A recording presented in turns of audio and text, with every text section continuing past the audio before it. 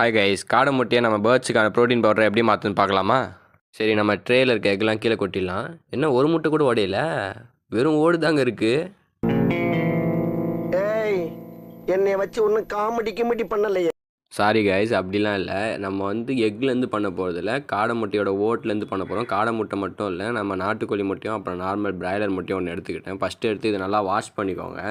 சில பேர் எக்கு, அதாவது லவ் பேர்ட்ஸ் எக்லாம் வச்சுன்னா ஒழுங்காக ஆச் பண்ணாது, அதுக்கு சத்து இருக்காது. அதுக்கு நீங்கள் இந்த மாதிரி பண்ணலாம். அதை நல்லா வாஷ் பண்ணி எடுத்துகிட்டு அடுப்பில் தண்ணி போட்டு இந்த மாதிரி ஒரு பாத்திரத்தில் வச்சுக்கோங்க. அது நல்லா கொதித்ததுக்கப்புறம் நீங்கள் அந்த கழுவி எடுத்த எக்கை இதில் போட்டு நல்லா கொதிக்க வச்சுருங்க. ஏன்னா அதில் நிறைய பாக்டீரியாஸ் இருக்கும். அதை நல்லா கொதிக்க வச்சுருங்க. இந்த அளவுக்கு கொதிக்கணும் நல்லா. அப்போ தான் அதில் ஃபுல்லாக க்ளீன் ஆகும். அதில் இருக்க வைரஸ் பாக்டீரியாலாம் செத்து போகும். அதுக்கப்புறம் நல்லா ஆஃப் பண்ணி கொஞ்சம் நேரம் விட்டுருங்க. அதுக்கப்புறம் நான் எடுத்து அந்த தண்ணியை வடிகட்டி பார்த்தீங்கன்னா இந்த மாதிரி நல்லா ஆகிடும் எக்கு.